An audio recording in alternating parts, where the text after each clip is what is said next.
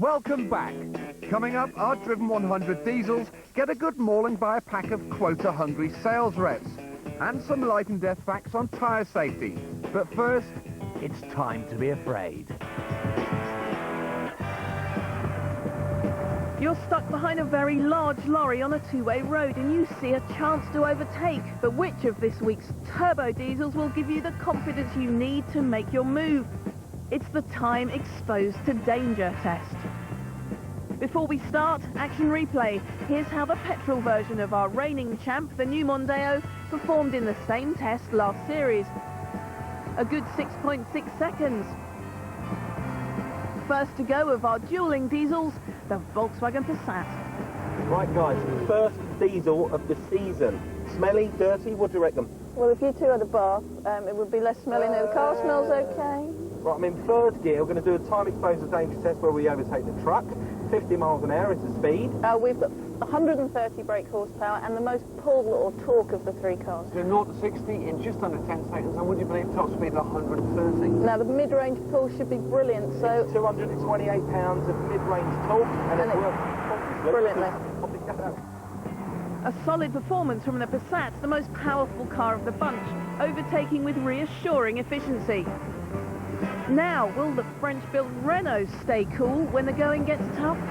Right then guys, second of our diesel units, the Laguna. Now this one's got a common rail diesel engine with an intercooler. It's 2 litres, 8 valve.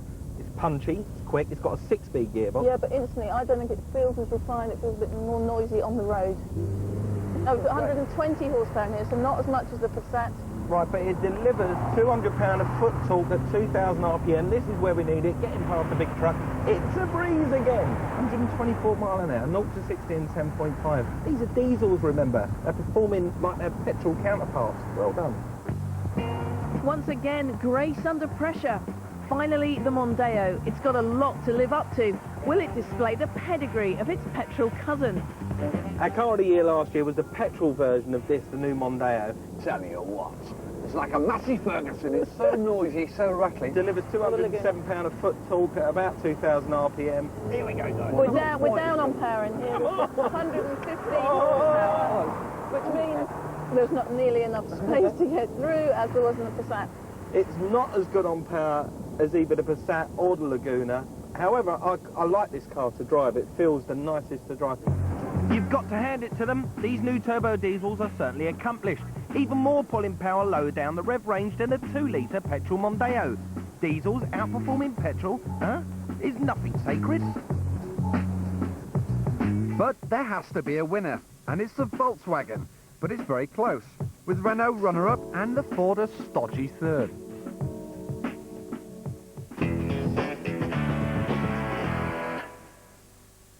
The car market's in turmoil at the moment. Prices, they're up, they're down, they're sideways. Enough. There are more deals out there than you can shake a stick at the moment. But where'd you go and find one? A dealer, your broker, an importer, a supermarket? Well, don't fret. Let Driven do the legwork for you, because we've hooked up with our website at 4car.co.uk to bring you the all-new Driven Bargain Price Finder. How about a family-sized new-look Citroen Zara at 1.4L for mini money? You can save almost 1,800 quid off the list price of 9,695. Price finder deal 7,899. Fancy this small but chic 4x4 Mitsubishi Shogun Pinin 1.8 GDI GLX with a year's free road tax thrown in? You could save a whopping 3.5 grand. Price finder deal 9,995. For where to get these prices, you'll have to visit our website. Address is coming up soon. But if you don't have internet access, then use our Price Finder deals as a guide when haggling with your local dealer. Now, what deals are there to be done on our shiny new Driven 100 turbo diesels? The Laguna turbo diesel will be sought after, so only expect up to £800 off from a broker. The Passat diesel will be hot property, the best bet and import for around £1,000 off. Soon, the smart new diesel Mondeo will be everywhere. Handy discounts or a racing certainty. All the deals featured and many more can be found at 4car.co.uk. Next, part 2 of Mike's special tyre report. Last week, I showed you how a car's handling can be dangerously compromised by driving on tyres with too little air. The message is clear. Check your tyre pressure every couple of weeks to avoid this. And we looked at the hazards of mixing pairs of old and new tyres on your car. If you must fit a mix of old and new tyres, then remember to fit the new pair on the rear, or this could happen. This week, I'm looking at a groundbreaking solution to punctures. But first, how do you know when to replace your tyres?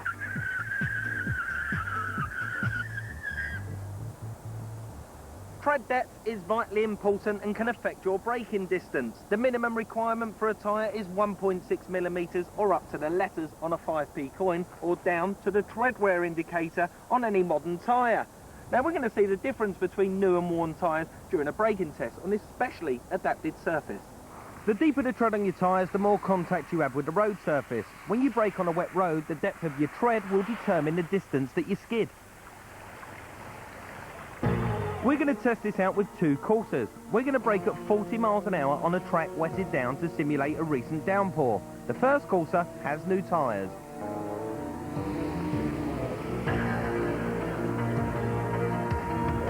Now for the second courser. Remember, this has worn tyres, but the tread is at the legal limit. With worn but not quite illegal tyres, the car took a further 4 car lengths to stop, a potentially fatal distance in an emergency. Although it's up to us to make sure our tyres meet safety standards, manufacturers are developing new technology to help us motorists. We're already seeing low-pressure warning devices fitted to cars like the new Laguna and new Mini. However, Michelin have come up with a revolutionary new tyre. It's called PAX.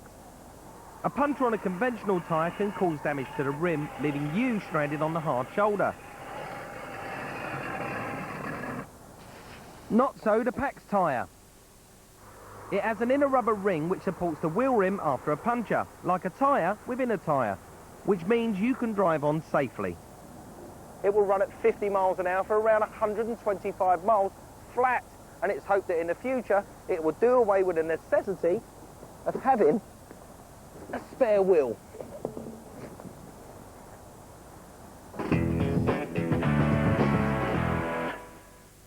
All 3 of our cars will soon be fleet managers' favourites, but if you had to drive one, which one would you choose? Well, we've asked the sales team from Dell Computers to have a really good look over our turbo diesels and make up their minds. There's a booster seat in here which is integral into the back seats, which for me is the best reason to buy this car. It's a brilliant idea and I can't understand why anyone else hasn't done it. But you've got children? Yeah. Don't you think that's fantastic? Yeah, it's a brilliant idea. Although this is really nice, I'd be apprehensive about it getting scratched every time I was putting a pushchair in and stuff. It feels just like an Audi. It is an Audi. It is an Audi. This is the sort of car that would appeal to a fleet buyer because it is functional, it does fulfil its obligation, but it doesn't inspire. With you, does it come down to badge snobbery? I'm afraid it does a little bit, yeah. If I want to stand out in the company car park and I want to impress customers and clients, then personally I'd probably go for the VW. Family friendliness and a Volkswagen badge give Passat a warmish response. So are the sales team hot for the Laguna? I've got a Laguna at the moment and it is much more comfortable as a seat. The whole cabin is much more comfortable. The reach, the feel of everything is so much more modern as well. So they moved it on for you? Definitely moved it on a long way. You've been sitting here with a big smile on your face, grinning from ear to ear, and you haven't got out of it for about 5 minutes. What appeals to you about this car? I've never ever seen that the button to start the car with a key. I think that's you like that? That's good. I like that, yeah. Press the button. I want like a dream. Who wants one for the button? Actually, this seems bigger in the back than the Passat. Definitely the best car. The rep's delight. Renault are clearly on the button with the new Laguna. That just leaves the Mondeo. There's not really something that defines this out from any other sort of standard car. It hasn't got a special spark. What do you think? You like the car? It's not as comfortable as the Renault. Pretty old-fashioned, pretty backdated, and the whole just doesn't blend. It's much more angular in the front. Do you like that or not? No, I much prefer the sport design of the Renault. But it's dear. It's a lot of money. It's a lot of money, More than the others.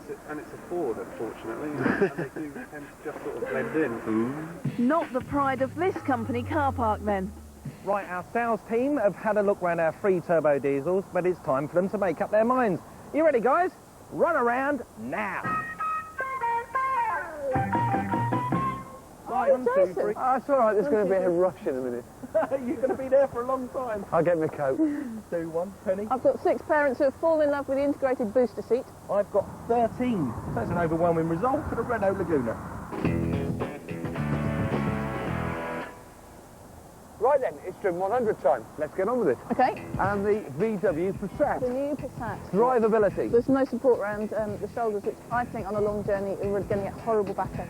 But it's punchier than some petrol cars. It scores 15. And the Mondeo? We felt last year that this was the most refined car that we'd driven up until that point, or one of them at least.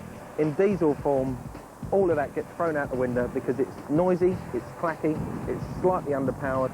But it's as comfortable to drive as the petrol version. It gets 13. The Laguna? Very comfortable. Seats hug you nicely around your shoulders and your fat thighs. Oh, a big fat 15 then for the Renault. Now desirability. And the VW gets the parents' votes for those child booster seats. Everyone that had children suddenly went, oh my God, that's brilliant! Everyone else thought it was a bit dull. It scores a sensible 15. And the Ford? I still think it's a great car inside. It's fantastic looking, it's dynamic. I love the new In styling. petrol form, I agree. In diesel form, it's a bit of a dog. It's in the doghouse with 14. And the Laguna? But I have to say, I'm the only person in the world that prefers the shape of the old Laguna. When this car, I do! You're mad, Penny. Everyone else loved it. A stylish 16. Now, practicality and the Volkswagen. It only comes with 4 doors, but... There's lots of little practical things about it, and it's very spacious, so it's practical. Anything more to say there? No, just that it's practical. 20. Now the Mondeo. Being that it's got that ranky old diesel engine under the bonnet, it doesn't make it any less of a practical car. Available in 4 or 5 door versions, it gets 20, and the same goes for the Laguna. Now, cost of ownership, where we estimate how much these cars will set you back over 3 years, including depreciation and running costs, but not insurance. First, the Passat. What's it cost per mile? 41.74 pence per mile. Which is double cheap. Pretty good, for isn't a it? car like Yeah. it. It scores 18. And the Mondeo? It's over 3 grand more than the other two. It's 20,300 odd pounds. And it's 20p per mile more expensive to run than the Passat. Not a very affordable Ford. 14. And the Laguna? Cost of ownership is a bit difficult because it's such a new car, but the old model was 49.31 pence per mile. So this Laguna should be even cheaper to run, an economical 18. Now it's time to grade this week's oil burners. In third place, a great package let down by an unrefined engine. The pricey Ford Mondeo scores 61. In second, it's sensible, well-built, dependable and fast. It's, well, German. The Volkswagen Passat gets 68. And in top spot this week, Gallic charm and good looks coupled with a punchy performance produce a worthy alternative to a petrol car. And the Renault Laguna wins it with 69. Like you, we're surprised the new Ford Mondeo, our car of the year last year, has come in last place. That's because in its current diesel form it's flawed and expensive. So our advice to you is wait till later on in the year for the new diesel unit. The new Volkswagen Passat is a really brilliant car. It's fast, spacious and comfortable. And of course it's got those ingenious child booster seats. The new Renault Laguna is a little more stylish, more desirable and very impressive to drive. And that's why it's this week's winner by a gnat's whisker. We'll see you next week. There is no Driven next week, but we're back in a fortnight with the car which Lexus reckon can conquer all and become the best luxury car in the world. Can the new Lexus LS 430 beat the Jaguar Sovereign and our luxury car of the year, the Mercedes S-Class? Penny's right, you know. Next Tuesday evening, we've an hour-long episode of Brookside from 8 to 9 o'clock.